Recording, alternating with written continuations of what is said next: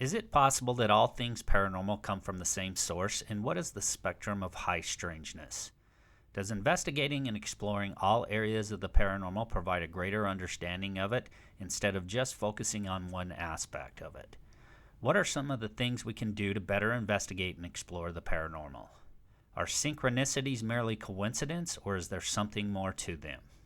Who are the so-called men in black? What are some common characteristics of them, and what is their agenda?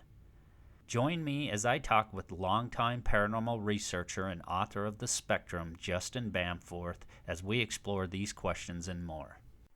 Well, greetings and welcome, fellow truth seekers. You are listening to Passion for the Paranormal, bringing a passion for the paranormal to you. I'm your host, Curry Stegan, and so excited to be back here with you once again. And this time I've got Justin Bamforth joining me, and Justin is author of the book, The Spectrum, Glimpses of the Paranormal and Encounters with the Strange. Justin has been investigating the paranormal for going on close to 2 decades, and we're also going to be talking about the enigmatic topic of the men in black. And it's a subject I've been wanting to cover on the show for quite some time. So excited to have Justin on the show and to talk about his book, The Spectrum, and to also get into this strange topic of the men in black. If you haven't been over to the website yet, please head over to passion4theparanormal.com, and there you can catch up with past episodes, and you can also check out some great Passion for the Paranormal merchandise there of hoodies and t-shirts and coffee mugs. And if you haven't been to the Facebook page, please pay us a visit there as well at facebook.com/passion, the number 4, the paranormal, and like and follow us there. And whatever podcast app that you're using, please make sure you hit that subscribe button. It's so important to do because that really helps to grow the show. And you also get notifications whenever a new episode comes out. And if you know of a friend, family member, or coworker that you think would like tuning into the show, please share a link with them. And that'll really help us to get the word out and continue to help grow the audience. Thank you so much for tuning in to the show, and I'm going to get into this discussion with Justin. I really hope you enjoy this episode. I think it's going to be a great one. Okay, so my guest today is Justin Bamforth. Justin is author of the book, The Spectrum, Glimpses of the Paranormal and Encounters with the Strange. For close to 2 decades, he has researched and investigated all facets of the paranormal to include UFOs, the men in black, mental phenomena, and all other areas of high strangeness. Justin is also an active member of MUFON and conducts lectures regularly on the UFO subject. Justin, thank you so much for joining me on the show. Yeah, thanks so much for having me. Fascinating work you've done in this book that is called The Spectrum. And but before we get into that, maybe if you could take us back a little bit about how you got into this fascination with the paranormal, and what led you into this? What was your journey into this? Yeah, no problem. So, as anyone who works in the paranormal or UFO research or cryptozoology and all this high strangeness, as anyone can tell you, right? Like, we don't necessarily choose to pursue this so much as it chooses us for whatever reason. And, like so many others, like my so-called like origin story, so to speak, it began at an early age. And it seems like with a lot of people into this, that's where it starts. It starts at an early age. However, it wasn't until I started this little online group back in, I think it was 2008 or 2009 now, called Normal Paranormal. It was just a small Facebook group, and it later evolved into this much larger site and this think tank, really, this ongoing conversation with people all over the world. At that point, things really started to take off. People started emailing me, sharing their stories, and they were reaching out to me through the website, normalparanormal.org. And after a while, I started collecting all these stories and having these conversations, and I thought, you know what, I have a lot of content for a book here where I could talk about my own experiences as well as others. And as I was like looking at these cases, I began to see this like common thread that was throughout all of them, that it could be that all this high strangeness, whatever we choose to call it, may have a common thread, or it may be connected in some way. So that's what kind of like prompted me to write my first book. It's called The Spectrum: Glimpses of the Paranormal and Encounters with the Strange. And since self-publishing that book, I've been on numerous radio and podcast programs, and just like you mentioned, speaking out at conferences and such, and just meeting tons of great people, tons of very interesting people as well. So there must be, some purpose to all this unexplained madness, or else I guess I wouldn't be here doing it and talking with you today. Absolutely, and it's just so intriguing, the subject of unexplained phenomena. But maybe just for our listeners, if you could describe, because your book's called The Spectrum, so when you say the spectrum, what spectrum of phenomena are we talking about here? Yeah, so I know when a lot of people hear of that term, the spectrum, they're thinking of the autistic spectrum, and it didn't really dawn on me until later, and I thought, oh shoot, that's going to create some confusion. This has nothing to deal with that. It's basically, so you have the phenomenon, or whatever we call it. Again, it seems to be, I think, it seems to be emanating from one place or source, whether it's physical, multidimensional, subconscious, or perhaps something else entirely. It can take on, widely different shapes, forms, sizes, to fit the perceptions and stereotypes that I think reflect our thinking and beliefs. And that is what I've begun to identify as, the so-called spectrum, is all these different, these things that the phenomenon, whatever you want to call it, seems to take the form of. Does that make sense? Yeah, absolutely. And what's fascinating here is, so you look at places like Skinwalker Ranch, Chestnut Ridge, other places where some people, I think, I've been told this is an old term, paranormal flap. However, I still use it. And, do you think that places like these, I don't know, have you looked into places like the two that I just mentioned? Yeah, so, with Skinwalker Ranch and Chestnut Ridge, Stan Gordon has an excellent book, Silent Invasion, which looks at, the wave in Western Pennsylvania in 1973. That's a great book to read. And also, what The Hunt for the Skinwalker, right, is now, is a book by Colin Kelleher and George Knapp, also a documentary recently. Those two, for your listeners who are interested in that, I recommend those resources. But I've never personally been to those locations. However, those areas seem to be no different from other areas on Earth. And there seems to be this, for whatever reason, this, I don't want to say like magnet or like a portal or whatnot, but maybe, but where all this high strangeness just kind of like gets together. And to me, it's peculiar how UFO researchers will just, they'll hear about like a bunch of UFO reports. They'll go out to these areas, these UFO flaps, if you will, or UFO waves, and they'll just focus on the UFO experiences. They won't bother to ask other people what else they're experiencing. And I think if we really start digging, we'll find that there are other events of high strangeness when these, flaps are taking place, or in these areas where high strangeness prevails. And Skinwalker Ranch is one of these great locations that seems to be attracting a lot of attention lately, and always has been. For your listeners who aren't familiar with Skinwalker Ranch, I believe you interviewed somebody recently connected to that place, didn't you? Yeah, that's correct. I had Ryan Burns on the show. He's a longtime investigator of the Uinta Basin and areas in and around Skinwalker Ranch. But yeah, it's just fascinating, and I think you've touched on an important point here, and that is you have some researchers out there that they seem to be stovepiped into whatever area they research, whether it's UFOs, whether it's ghostly encounters, hauntings, Bigfoot researchers, and some of them kind of want to thumb their nose at other subjects. And, not only do they not study them, there are some researchers out there that kind of say, hey, I study UFOs. I don't care or believe in ghosts.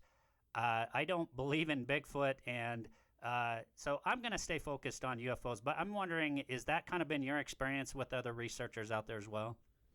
Yeah, absolutely. In fact, that was one of the main reasons why I decided not to become a formal MUFON investigator, because I learned later on that they train their investigators to, well, at least where I am at, they train their investigators to not so much focus or ask about, experiencers' lives or dive into their whole backstory, beyond just that report that they filed. Now, I can understand why this would be, because sometimes, you talk with somebody and they'll talk your ear off and you'll be with them all day. And, there's a huge shortage of quality MUFON investigators out there. But, to me, it just seemed a little strange because, what I've learned is that by talking with people, it's not just you pick up the phone, you call somebody, they tell you their experience, and that's it. It's an ongoing conversation. And what I've learned in interviewing people and talking with them is that they won't necessarily tell you everything that has happened because, first off, they don't know really who you are. You haven't formed a relationship with them. And some of the stuff that they could have experienced could be so wacky and crazy that, they're afraid of how you might respond. Not to mention that some of this stuff is so weird that you can't even put it into a category. And I know a lot of people struggle with that. They'll have a profound experience, won't know who to call or who to contact, because it doesn't quite fit into the UFO box or may not fit into the ghost box. What do you do at that point? So I just started to open up the conversation with somebody, gain their trust, learn who they are. And I found that there seems to be, throughout their whole existence, really, a bunch of events of high strangeness. And now, they could be connected, they may not be connected. But it's really interesting. And I think if we start to focus on that, we start to really look beyond the experiences and hone in on the people, we might, find some answers that we've been looking for. Absolutely. And that's definitely a good point. I've talked to some people. Some people don't want to be called abductees, contactees, if you will, that I've just had conversations with. The interesting aspect to that is there seems to be, when people have these contactee experiences, and I'm not speaking for everyone, but there does seem to be this element of they expand their horizons in terms of things like, say, near-death experiences or ghosts, those sorts of things. Some of these people seem to open up or expand their views on these things after having these experiences, and that's the other aspect of this I find so fascinating. Oh yeah, definitely. There's just talking with people, it's amazing how transformative these experiences can be. And it's amazing how people will change their thinking and consider other possibilities, other realms that they never even dove into before prior to the experience. And I've wondered if, maybe there's another reason why these experiences take place. Maybe it's not so much, the stereotypical, they're here to make contact, UFOs or ghosts, they're here to deliver a message. Well, maybe it's not. Maybe it's a little bit more complex than that. Maybe it's not quite as simple or as cut and dry as we'd like to think. And that's why, going back to Skinwalker Ranch, you have this place where this whole spectrum of paranormal phenomena is taking place, and you have scientists who are tackling it from a scientific perspective, and they're walking away with no answers. They're walking away with experiences, but again, no answers. And a lot of the people who go out there, they struggle with finding evidence, but they have this profound experience that seems to be almost like tailored to them. I hear this time and time again. It's like these things are taking place, and you could have like a room of paranormal investigators, right? And they're all seeking, this haunted place out and trying to make contact. And then you have an event that takes place, but one of the investigators may see a full-bodied apparition, but the guy next to him may not see anything, but he may hear something audibly. And then you have another investigator, and she may not see or hear any of those things, but she may feel like a touch on her shoulder. You have everybody in the same room, but they're all experiencing something different. Now, why is that? This stuff. There's no answers to this. It just keeps on bringing on more questions. I know that's cliched, but it's so true. No, and I agree. I'm a paranormal investigator myself. I don't do near as much of it as I used to. But there's times when I was working with a group that two of us would have very similar, if not the same experiences. And there have been times, and I'll give you an example. I saw what looked to be this self-illuminating ball of light, golf ball-sized ball of light. And we were broken up into two groups, and I experienced this about 45 minutes later into the investigation. The other group, we moved to where they were investigating. They moved down to where I had experienced this. And another member of the group, and I had not mentioned anything to them about what I'd experienced, mentioned to us later on in the investigation what he had experienced, and it was almost exactly what I had experienced. So those are those kinds of experiences. I think we tended to give them a little bit more credence, especially when there was more than one person. Or you're standing with another investigator and you both see a shadow move across the wall that neither one of you can explain. Yeah, absolutely. But there you go. One of the questions that I wanted to ask is, so again, we're talking about the spectrum and all sorts of high strangeness that you cover in the book. What are some of the things in your research that's really made you think maybe some of this stuff's related? Wait, what's that? The last part of that? I'm sorry. So the question was, what is in your research, because we're talking about the spectrum and all kinds of different types of paranormal phenomena. What, based on your research, has led you to think that maybe some or if not all of this stuff may be related? Well, there's, again, talking with people, they begin to open up. You talk with somebody who had a UFO experience, and then I mentioned, hey, yeah, I also look into paranormal stuff, and they're like, oh, really? Well, let me tell you this one experience I had. That's something that I've noticed. There's just so many different examples that I could use. I know we'll get into it later, the Niagara Falls MIB incident. That one is really profound because there are all these different aspects of high strangeness happening in the moments leading up to the MIB sighting. And for those of your audience who aren't familiar with this, there's this video I'm sure that they've seen online. It's made its rounds thanks to Coast and BuzzFeed kind of circulating this, where you have these two men in black guys, these stereotypical men in black, enter the front lobby of a hotel over in Niagara Falls on the Canadian side. And, I talked with the people at the heart of that case, and, I come to find out there's all these paranormal tie-ins to that way before the MIB showed up.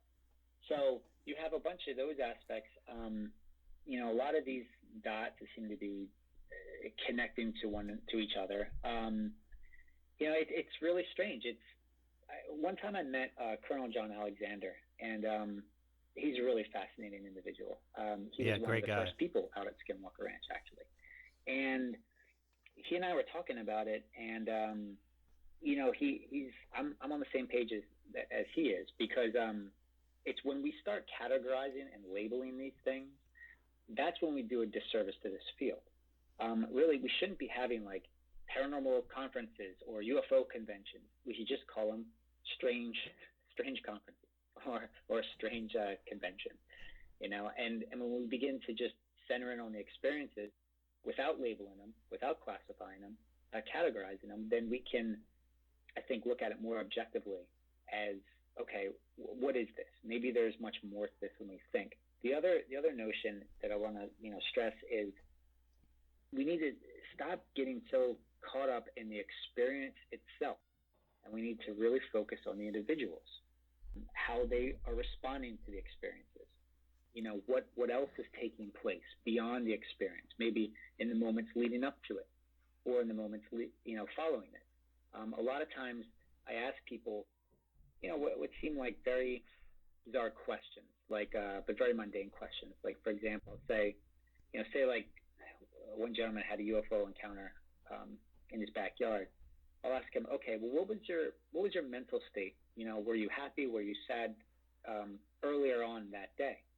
And then I'll ask him, well, how did that sighting make you feel? And sometimes you'll begin to see this little this change in the way that they behave. Or what I think is really interesting is I'll ask somebody a question. They'll tell me, like, for example, they'll see an event, or we'll use UFO as another example. They'll see a UFO. Their neighbor will also see the same UFO, but they won't talk to the neighbor about it. They'll just ignore it as if it didn't even happen, even though they both saw it. Like, what is that? And then I'll ask the witness, well, would you have normally gone over to your neighbor and talked to them about this? And they would say, yeah, I totally would. Why didn't I? And you just have them like kind of like questioning their own action.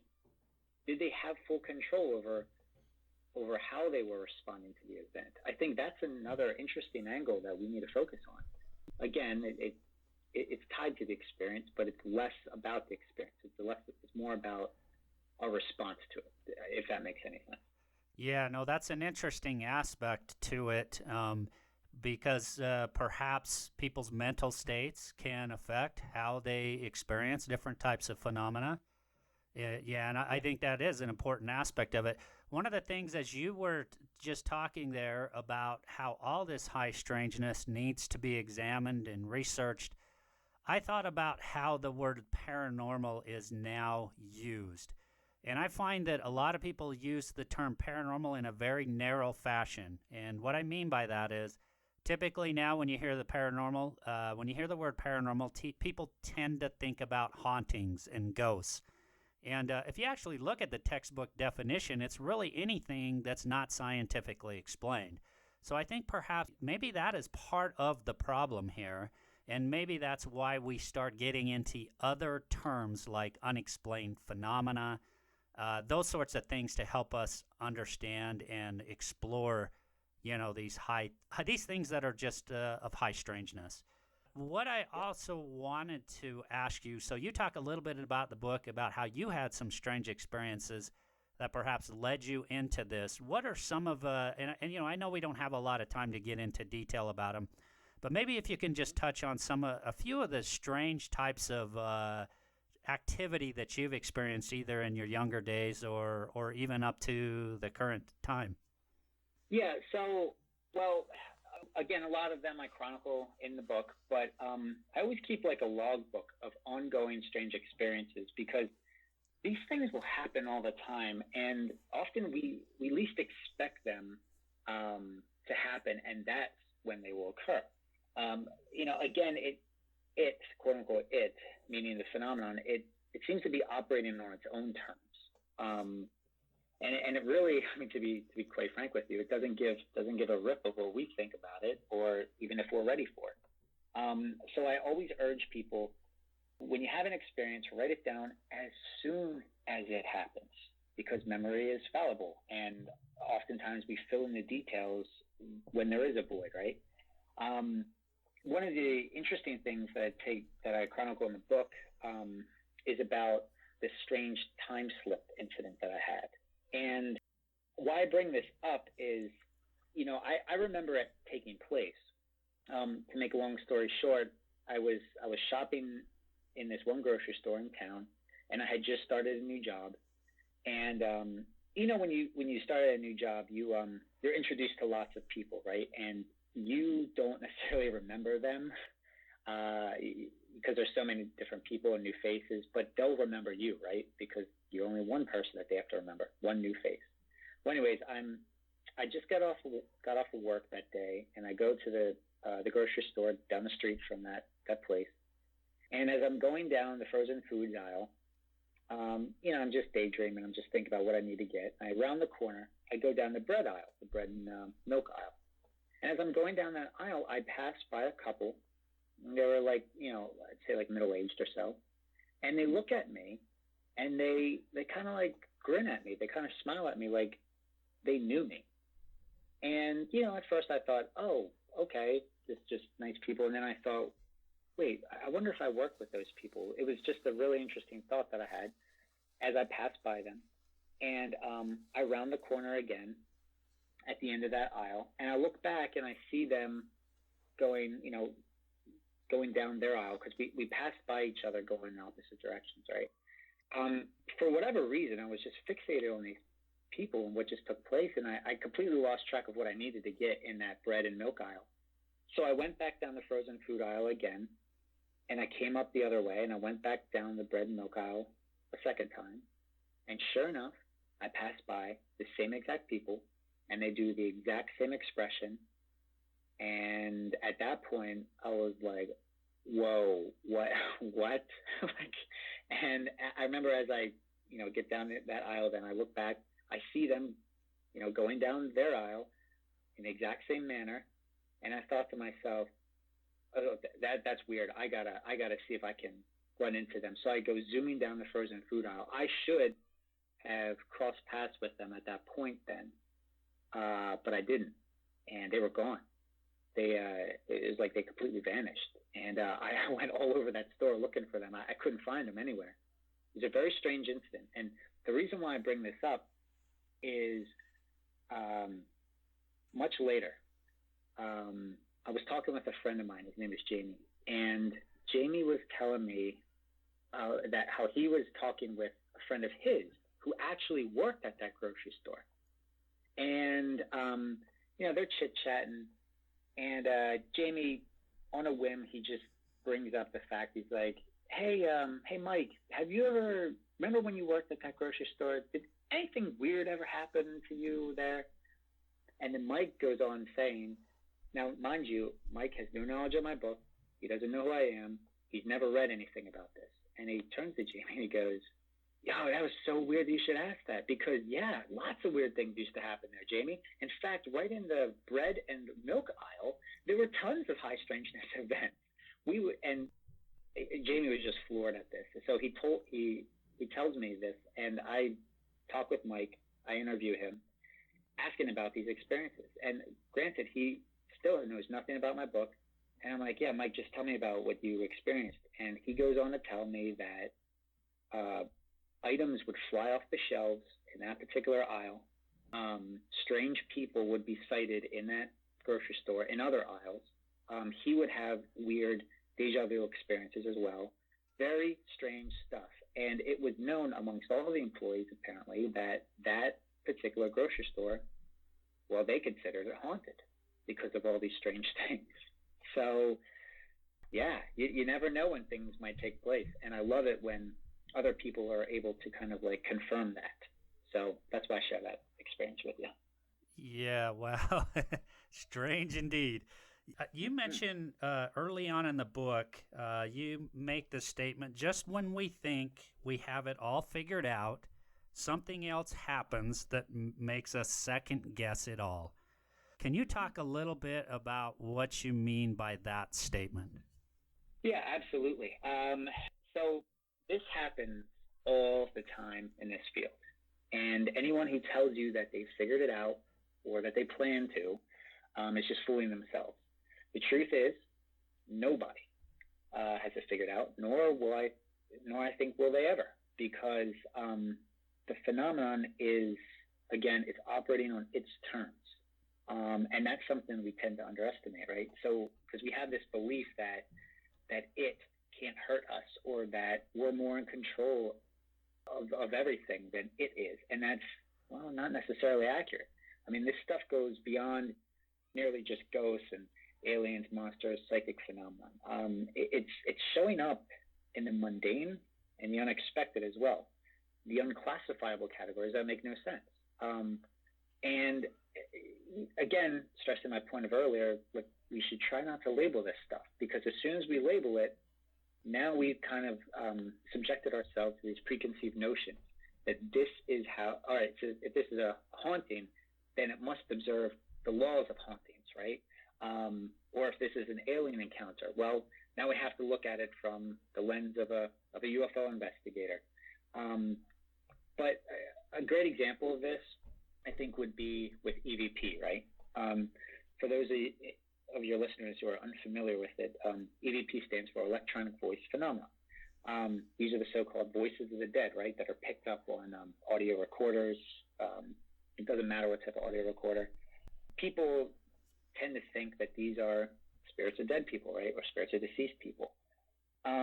Well, maybe not. I mean, consider the belief, right, that EVP was thought to be originally picked up by like more sensitive audio equipment, right? So these devices would hear stuff like outside of our human hearing, similar to like what animals pick up on, right? And that may be the case. But there was another theory that kind of gained traction. Well, what if the voices are bypassing the circuitry altogether and they're just imprinting themselves directly onto the tape? Well, that may also be the case. But what about like EVPs that are heard audibly, where you have like many investigators in a room and you have, let's say, 2 recorders that are placed in the room, yet only one picks up the voice and the other doesn't.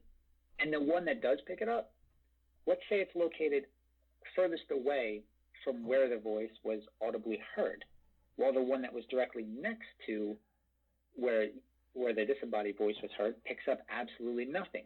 How do you explain that? Actual example that occurred to me on the case. Another EVP example, which I think is really cool, is a friend of mine. His name is Dan. He's also a paranormal investigator, but he he was on a case. He was doing a walkthrough, and he picked up a voice that was in direct response to him. But here's the catch, right? It occurred as a response to something he was thinking, but before he actually vocalized his thought. Wow. So, to paint the picture, the EVP is a female voice, and it whispers, "Do you have to use the bathroom?" Even though this guy never heard the voice audibly at the time, he then says it to the rest of his team mere seconds after that voice was picked up, and he said, "Hey, I'm going to use the facilities first." So this brings up a few possibilities beyond the EVP itself. Like, how did this voice know that Dan was going to ask that question before he even had the thought to ask it? Or was the voice subtly suggesting it to him? Was it tied to his physiological urge, right? And just a projection of his consciousness? It brings up all these questions. And I think that's what I mean when I say that just when we think we have it figured out, something else will happen that kind of like, it makes us second guess it. This happens all the time. And it drives me bonkers, but it also fascinates me. Absolutely. And, I can second that. Again, I've been involved in paranormal investigating, and we've had the same experiences. We've had recorders placed 10 feet from each other, and they may be facing each other, so they're kind of facing a different direction, but they're fairly close, and you would think that if you pick up an EVP on one recorder, the other one would pick it up as well. And there's been many times where these things seem to be directional. At least that seems to be the case. One recorder will pick it up, and the other recorder, there's nothing. Same type of recorders, same capabilities, and it's just. I agree with you, Justin. I mean, I've had experiences in this too. It always leaves you scratching your head. You want more answers, but you don't seem to get them. And so when I see these shows where the paranormal investigators are investigating and they figure out exactly what's going on and who's haunting a place and they get all these answers, I'm extremely skeptical because we just never really got those answers. Now, we had a lot of strange things that would happen. A lot of strange occurrences would happen on investigations, and then other ones, there was nothing going on. But, I'm really skeptical where you have shows like that where the investigators seem to just figure out this puzzle at the end, and it just hasn't been my experience. Yeah, in the book, I make a point to mention to the reader that, look, I may not have all the answers, but if I can at least get you to start asking the right questions, then I've done my job. And that's all we can hope in this field, is that we kind of like spark the discussion, that it continues to stay as an ongoing discussion, and that we just see where the data leads us. I mean, it could be that there are no such things as ghosts or aliens or monsters, and it could just be all coming from ourselves instead, which, or it could be, something even more crazy, or another thing that we've never even thought about. But it's fascinating, and nevertheless. And you've already touched on it a little bit, but a subject that's just, absolutely intriguing to me, and that is the subject of the Men in Black. And I don't mean we're going to talk about the show with Tommy Lee Jones and Will Smith, but the Men in Black is there's been a lot of people that have tried to delve into this subject. Can you talk a little bit about what your research has revealed to you about this strange phenomena of the Men in Black? Yeah, this is probably one of the things that people ask the most about, because it's one of the least understood aspects of high strangeness and least investigated, surprisingly. I mean, let's start with the name Men in Black. That's rather misleading, because these guys and gals can be seen wearing just about anything, yet they seem to take on some common themes. Again, like you mentioned, typically people think of the MIB as a movie, right, with Will Smith and Tommy Lee Jones. The stereotypical black attire, right, black sunglasses, black hats, etc. And some of these experiences, yeah, that is the case. However, I have just as many reports that describe so much more than that. Like, they've been reported in casual clothing, not necessarily black suits. It could be gray suits. It could just be one piece or one colored outfits. So to say that they only wear black is rather inaccurate. I always say, paranormal investigators fit that description better instead. One of the commonalities is that they might be wearing ill-fitted clothes, or whether too baggy or too tight, or extremely neat clothes, without a single wrinkle, fold, or crease. But they don't just take on the role of beings that show up immediately after a UFO experience either. They could show up anywhere and at any time. It can also come across as rather ordinary people that, a high strangeness experiencer might come across on like a seemingly random occurrence, only to find out that their meeting was anything but. There's common mannerisms in the way they move too, right? So this aspect keeps coming up time and again in my own research. This awkward, clunky, kind of like mechanical movement pattern that the MIB seem to exhibit, and it may just be one of them. It may be a pair, it may be a trio, and somehow they just show up. Sometimes they're seen coming out of a vehicle, but the vehicle just suddenly appears out of nowhere. In the same manner, they'll disappear just as quickly as well. Back in the 50s and 60s, during those reports, they were commonly linked to these pristine black Cadillacs, right? But I found that their vehicles can take on a wide variety of different makes, models, and even colors. I have one report that I put in the book of a mysterious green glowing car, for example, that took place in and around upstate New York. In that case, there were two brothers by the name of Michael and Alan Lewis and their group of friends. They all encountered these strange individuals for whatever reason for an extended period of time back in the early 90s. And then there was one point when these strange beings were following them. They all drove different vehicles, but they all had the same license plate. It was, they told me his license plate was a New York State plate, MR 750, which they lovingly called the Mr. 750s. And the individuals they encountered were never seen wearing black suits, but they all fit this robotic description, especially in ways they appeared or acted. One of the common things that like Michael kept telling me is that he felt like these guys were just trying to fit in all the time. And there's this futile attempt in trying to be perfectly normal that always came across as like imperfectly awkward. And he and his group of friends, they didn't refer to these guys as MIB. They referred to them as, like I said, the Mr. 750s, and then they called them also the Beastie Boys. It was just like a code name that they had for them, because they had no idea how to describe these people. Now, when the Men in Black are present, it doesn't seem to be for like an extended period of time, right? They seem to be like, now again, it's all speculative, but it's almost like they're running off of some sort of energy source, and that energy source seems to directly affect their motor skills and their communication. and it seems to like rapidly deteriorate the longer these beings are on the scene. I know that seems kind of like far-fetched, but one of the examples that I put in the book, and I actually have examples on the site, normalparanormal.org, are these strange phone calls from this man named Gary Sudbrick. He believes that these phone calls may be MIB in nature. And when you listen to the voice that was recorded, it's very consistent with other reports that I've had the privilege to collect and interview witnesses with in the way that they describe the MIB. This mechanical, very robotic, clunky type individual. It's really strange stuff.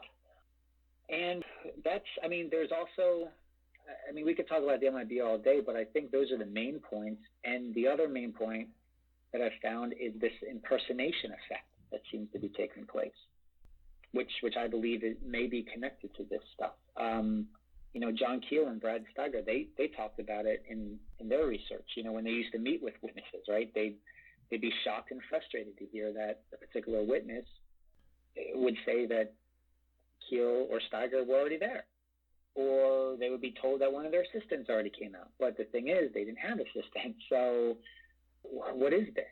And these beings would be mere moments ahead of them as well. So these are just some of the elements that I've begun to identify. And you know, when I'm interviewing people, I'm very careful not to ask them, "Hey, did you have any Men in Black sightings?" Because their mind is instantly going to jump to that stereotype, right? I always just ask them, "Have you had any unusual interactions with any unique individuals?" And then let's go from there. And sometimes I'm surprised when they tell me about an experience that is very similar to an MIB account, but there's just a few things that are slightly different. So yeah, that's what I found. Yeah, that, you know what, you've touched on another important point here, and I think it's that as we're, you know, investigating this stuff, try not to back yourself into a corner. And when I say back yourself into a corner, you just said, you know, let's not make too many assumptions about what may be going on here, first of all, and then when we're asking questions to individuals, you know, if we label it a certain thing, then, you know, it may not fit the paradigm that they're used to. So, yeah, I think those are very important points to bring up. The other thing that I wanted to talk about is now you just mentioned, you know, we don't necessarily need to use the label Men in Black. So I've had Gary Michael Vassie on the show and talking about the black-eyed kids and, you know, kind of a creepy topic. But have you found there's some bleed over? I mean, are we talking about all kinds? Are we talking about women, children, you know, adult males? I mean, we're talking across the gamut in your research about these weird Men in Black-like beings. Have you found that there's a lot of crossover into other types of labels, like black-eyed children? You know, that's a good question, because from what I've researched, it seems to be predominantly male beings that will show up. There's a few female beings here and there.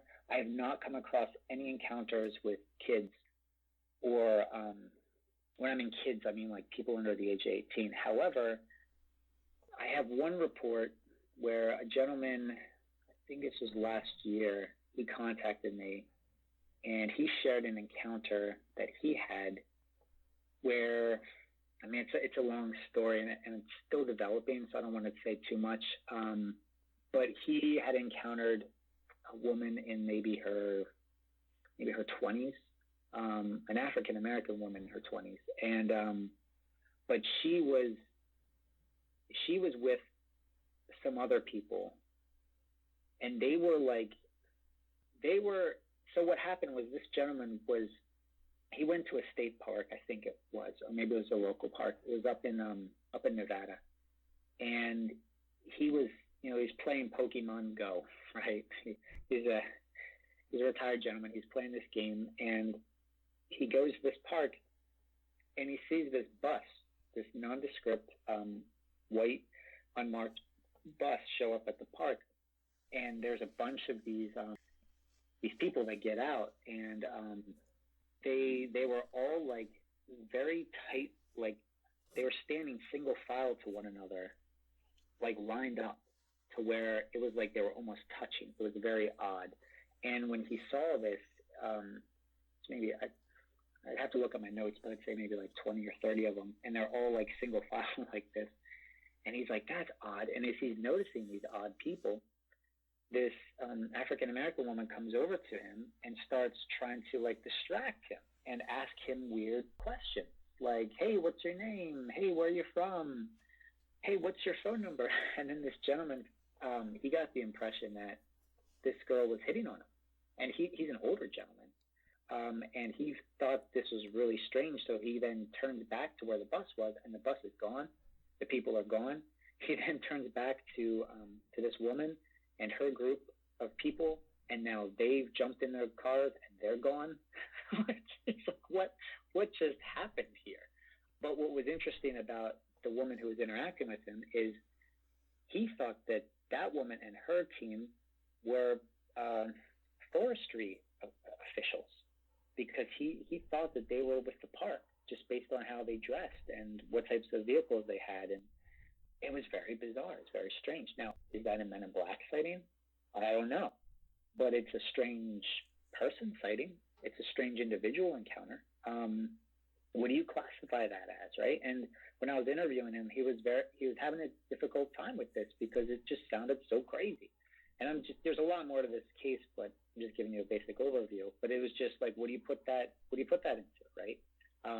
So that's probably the youngest strange individual that I have in my records. But yeah, who knows? I mean, this could all be linked. What is their agenda? You know, I don't know. I may have some thoughts on it, but it's strange. It's either way you look at it, it's certainly strange. It doesn't seem to make any sense. Yeah, that's one that's just one of the bizarrest kind of cases that you can think of. I want to talk about, let's get back to this Niagara Falls case. You already touched on it a little bit, but now I want to kind of delve into this. This is really, really fascinating. So this Niagara Falls case, where you believe maybe, again, I'm using the label Men in Black, were captured on camera. I mean, you've said this has been circulated a lot. I've seen it. I believe it's a YouTube video. And, you see a lot of people talking about it in Facebook groups and stuff. But what happened in this Niagara Falls case that you cover in the book? Yeah, so what I like here about this case is here we have like a close encounter with the MIB and multiple witnesses. And the whole thing is caught on camera, which, as you know, is super rare, right? Especially when it comes to MIB. There's only like 2 photographs that I would consider legit out there in terms of so-called evidence of these guys.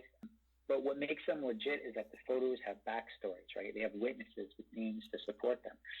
Unlike most of YouTube and Reddit, which is just, plethora of bogus stuff.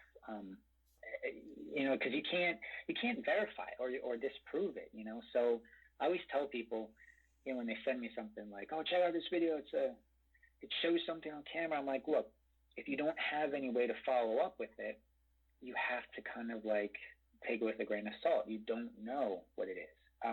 So that's like a red flag. But what's interesting with this case is I could follow up with it. There's a lot of misinformation out there, so I'm going to try to clear up a lot of that.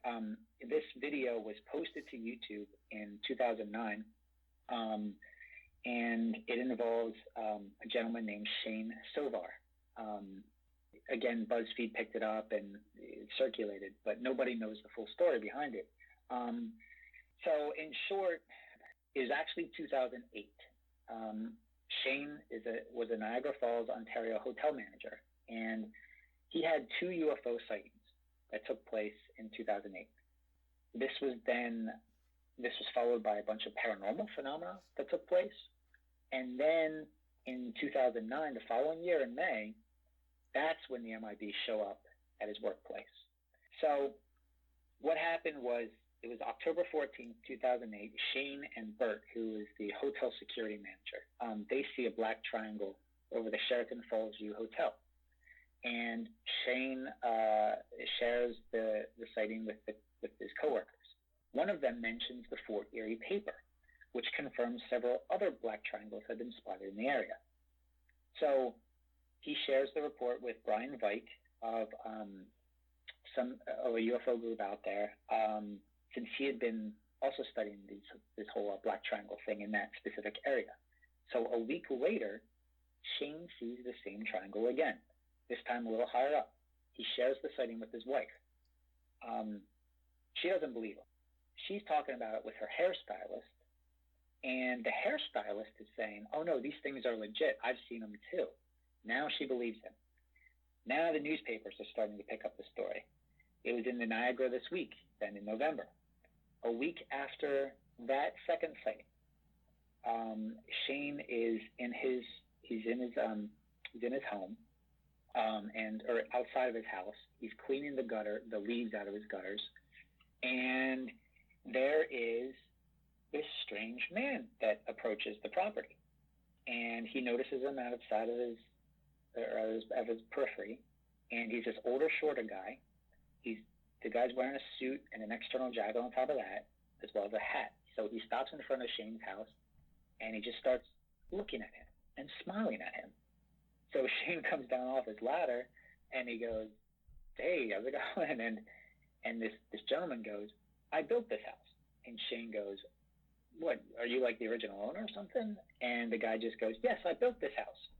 And he seemed to be quite happy with the appearance of the house and the property, and he's beaming with joy. And Shane's like, oh, thanks, I did a lot of work on his house. And then the man asked to see the backyard, and where the first thing that he took note of was the sunroom, and he was pleased with that. And Shane's like, oh, well, I didn't build the sunroom, but the owners prior to me built it. Then this guy goes, oh, the backyard, the trees are so big now. My daughters used to roll down those hills. And Shane is like kind of weirded out. He's like, okay, that's nice. Then all of a sudden, the man abruptly goes, okay, I'm going to go now. And he shuffles down the sidewalk, taking what Shane described to me as small steps that appeared as if his feet weren't even lifting off the ground. And as he departed, he turns back and he says to Shane, I'll see you next year. Freaking weird, right? So Wow. This is November 2008. Right after that, all sorts of what we would classify as paranormal phenomena takes place in Shane's house. There's like disembodied voices, there's footsteps, there's shadow beings, there's toys that would operate without batteries inside of them, really weird stuff, and it really bothers Shane and his wife at this point. Oh, and I forgot to mention, before all this happened, before all this paranormal stuff, Shane is discussing that meeting with one of his neighbors, and he mentions to his neighbor Nancy, he says, hey, look, you won't believe this, but I met the original owner of this house. And Nancy, who's lived on the block forever, she goes to Shane and she goes, what are you talking about? And Shane describes him to her, and the neighbor Nancy goes, you got to be kidding me. That man died like 15 years ago. Then, Wow. like I said, all the paranormal stuff is taking place in the house. Shane and his wife, they're like, what do we do? I mean, it's a very stressful time. I find out later on that they were also going through some very stressful times in their life, apart from all this paranormal stuff. So again, do we have that connection, right? That the stress somehow play a part into this weird stuff or this high strangeness. Then, and they tried everything to get rid of this stuff. Nothing worked. Then all of a sudden, the activity just abruptly stopped, right? Fast forward 7 months later. Remember how I mentioned that so-called ghost, if you will, or strange human encounter, or how he said, I'll see you next year? Well, it's Mother's Day 2009. Shane decides to take a rare day off from work, because he worked a lot back then. And when he comes back in the following day, some of his hotel staff, they pull him aside and they say, hey, something really strange happened. There are these two guys that came in looking for you. And one of the hotel bellmen at the time was the first one to encounter these two guys. Now, Marsha Barnhart, who runs an organization named API, or Aerial Phenomenon Investigations, excellent group, excellent researcher. She was the original person to interview those witnesses. And she shared with me some of their testimony, and which I'll kind of paraphrase here, but they were basically asking for Shane, the manager, and the bellman, he said, look, he's not here. Do you want to talk to somebody else? And these two guys were like, no, we want to talk to Shane. And that was it. That was the end of the conversation. And the bellman kind of got the impression that they didn't believe him. And I should also say that these two men were very, very tall. And according to the witness descriptions, they looked identical to one another. They didn't have any eyebrows, any eyelashes, no hair. They didn't even blink. When they talked to you, they just stared at you. It was almost like they could pick up on your thoughts.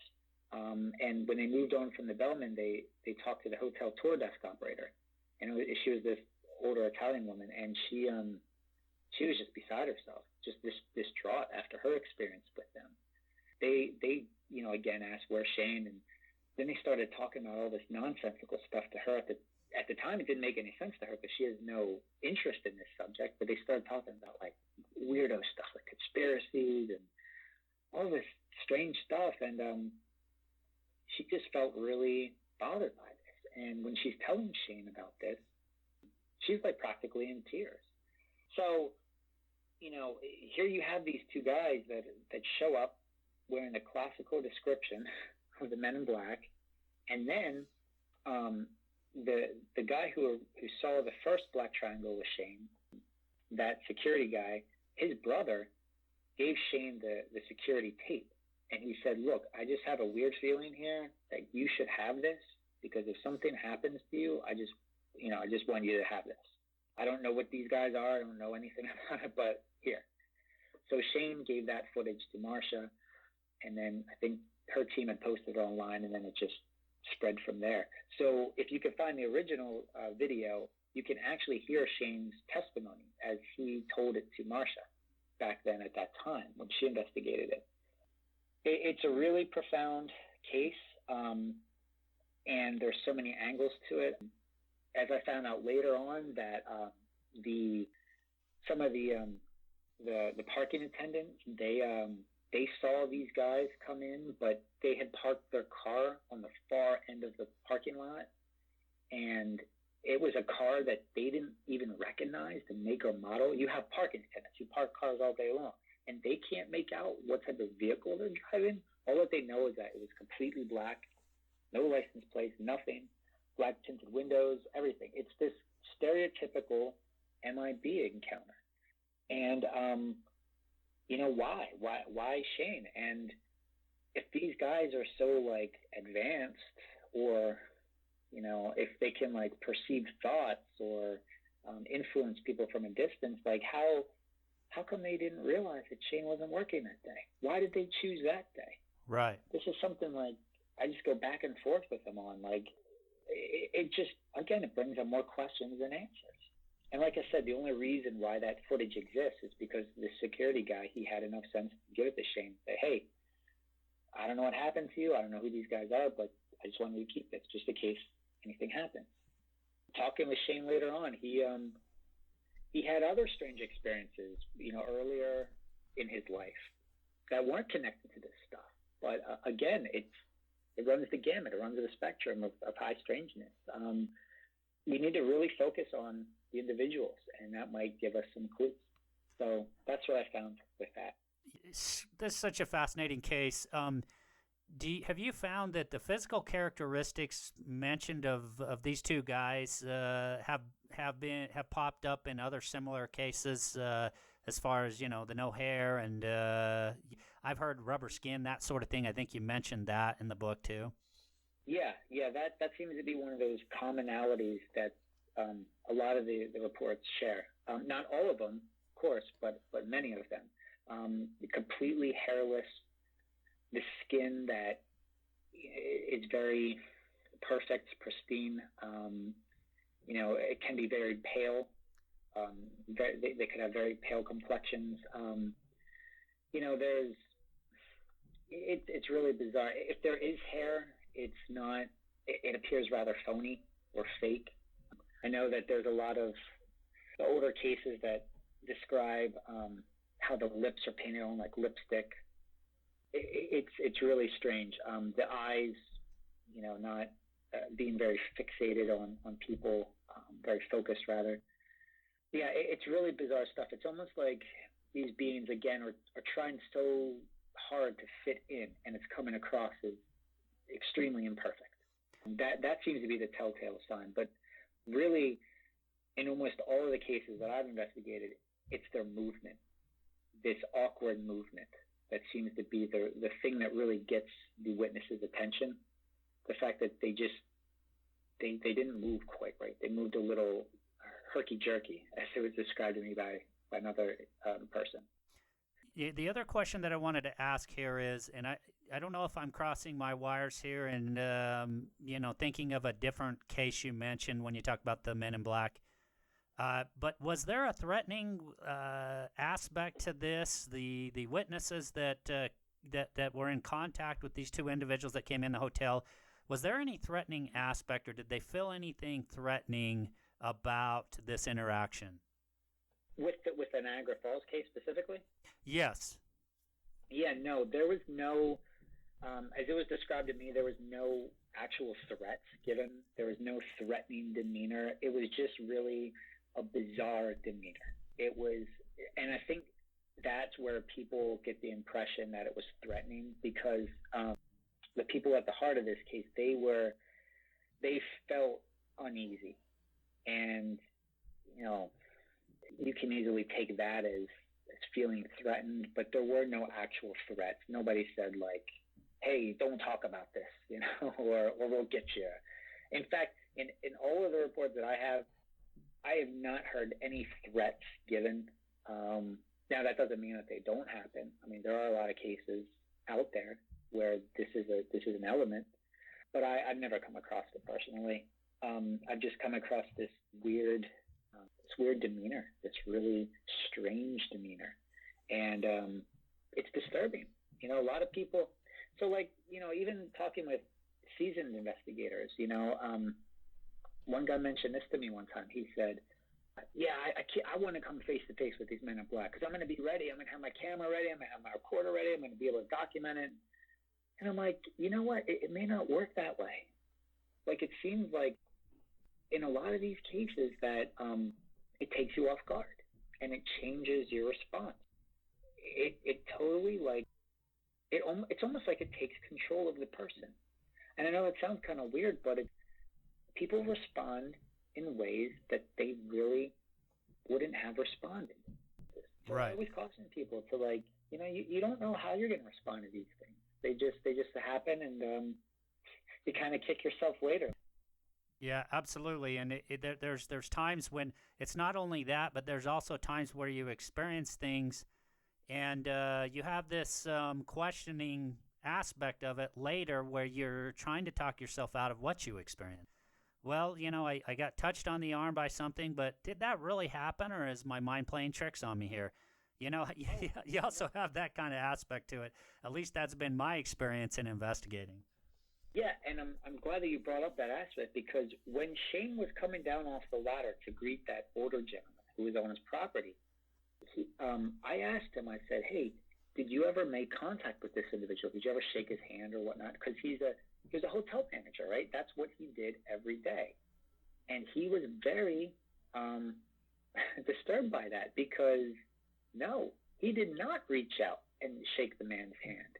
And he can't understand why he didn't do that. Under any circumstance, any other circumstance, he would have extended a handshake as your first response to somebody new.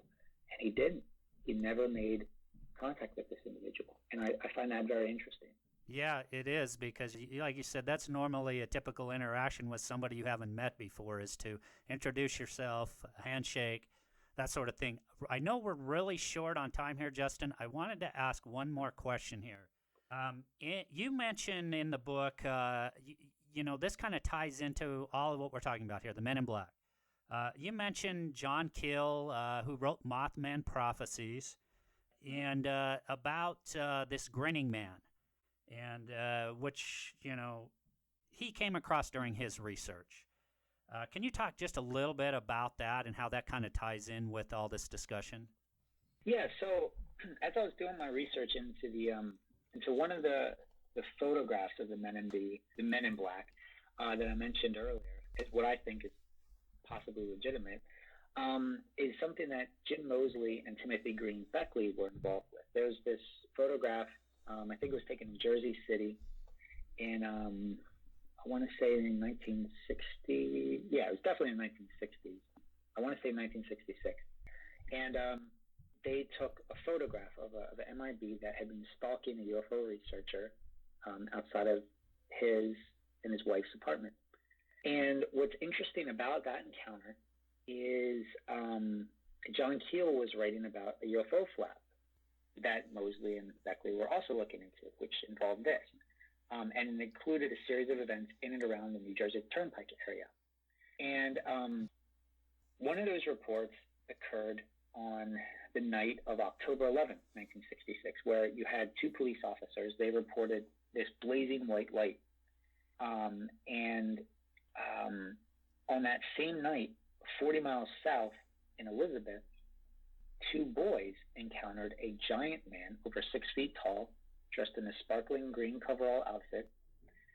And this man was very bizarre in the appearance, but he had this grin.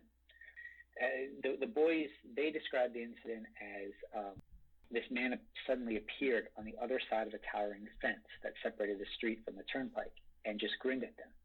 And how the man arrived on the other side of the fence, they couldn't figure out, since it was impossible for anybody to scale such a height. But they described the man as having this dark complexion, no hair, and these little round eyes, real beady, set far apart. But they don't recall seeing any ears, nose, or even hands. Now, it's bizarre, right? But what I found was interesting is how the boys are describing him, right? They just said, like, he was the biggest man they ever saw, and he just had this big old grin. I think the quote was, he pivoted around and looked right at us, and then he grinned a big old grin. That physical appearance of the grinning man closely resembles the other grinning man that a man named Woodrow Derenberger encountered back in West Virginia. But which we all know nowadays, if you've been following the Mothman stuff, this character named Cold, or is also referred to as Injured Cold, right? So Woodrow Derenberger's initial encounter with Cold included this grinning man thing. What's interesting about that is Derenberger's encounter was on November 2nd, 1966. These two boys encountered this grinning man a month prior. And if I recall, I thought that as I was doing research, other people had encountered a grinning man on the same stretch of road that Derenberger had. I'm not 100% certain on that, but I feel like I've come across that a couple times now. So it was almost like this grinning man, was it the same grinning man? Was it a series of grinning men? I don't know. But I just thought that this was very, very, very interesting. And then Derenberger, it describes Cold, and he has this ongoing contact experience with Cold. So is there a connection? I don't know. Have I encountered any other grinning men or reports of grinning men in my own research? No, I haven't. But I just thought that was really interesting.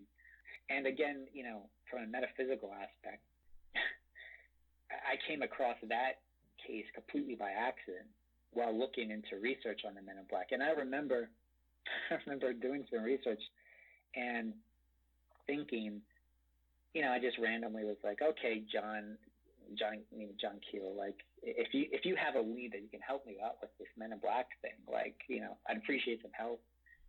And I went over to his, the weird books in the library, the high strangeness books, and I picked up one of his books. I think it was The Guide to Mysterious Beings or something, or I forget what the name of it was, but I just randomly opened it up, and the first page that I come to is about this encounter with these two boys. Very, very strange stuff, but I've heard this before, that sometimes, like, the phenomenon will point you in certain directions, almost like, is it conversing with you? I don't know. Is it just coincidence or synchronicity? Yeah, probably. Or maybe there's something else to it. Maybe somehow this is all orchestrated in some way. Maybe it's all connected. Maybe there's a reason why certain people are drawn to certain things, or why they have certain experiences. There's a lot of these synchronicities that I come across time and again. And not just my own research, but also in talking with others about what they've experienced. It's absolutely intriguing stuff. And I'm glad you mentioned the word synchronicity, because that's exactly what came to my mind when you mentioned opening the book and coming right to that story. This stuff just really boggles your mind, but it's just so fascinating as well. We're coming short on time here, Justin, so I appreciate you spending the time and talking with me. Can you share for the listeners where, I think you already mentioned a website, but if you can mention that again and where else they can find your books and your work as we finish up here. Yeah, sure. Probably the best way to reach me is through my website, normalparanormal.org. That's normalparanormal.org. Or you can, from there I have like a link to my book, or you can just go on Amazon. You can type in my name, or you can search for my book, The Spectrum, Glimpses of the Paranormal and Encounters with the Strange. But more importantly, I'd love to hear from some of your listeners, especially people who have had experiences that may not fit into a neatly packaged box of classification or category. Those are the stories that I want to hear. The stuff that you can't easily define or you can't easily explain, it's the stuff that nobody else wants to touch, the really weirdo, bizarre stuff, or the seemingly mundane stuff that may have strange components attached to it. Thanks again, Curry. This has been great. I'm happy to be part of your show and talk with you anytime about this stuff. Yeah, absolutely. It's been such a fascinating discussion, and this has been probably one of the most interesting. I've had plenty of interesting ones, but just how this all may tie in is just so fascinating. And it's been a great discussion. I really appreciate you joining me on the show, Justin. Have a great rest of the day, and we'll look for any work you may be coming out with down the road, and hopefully listeners will go onto your website and check that out. Thanks once again for joining me. Okay, so that just about wraps up this episode, and a very big thanks to Justin for joining me on the show. What a fascinating, intriguing discussion that was. Hope you'll pick up a copy of his book. I really enjoyed it, and really enjoyed also that discussion on the enigmatic Men in Black. Make sure you don't miss next episode when I'll have Kat Canavos joining me. And Kathleen is, what an amazing guest she is. She has been a guest on the Dr. Oz show and on many other big radio and talk shows. And she is the host of the Dreaming Healing radio show. And she is also co-author of the book Dreams That Can Save Your Life. So we're going to be talking about the mysterious and fascinating topic of dreams, and really looking forward to that one. Thank you so much for tuning into the show, and have a great rest of your day, everyone, and really looking forward to the next episode.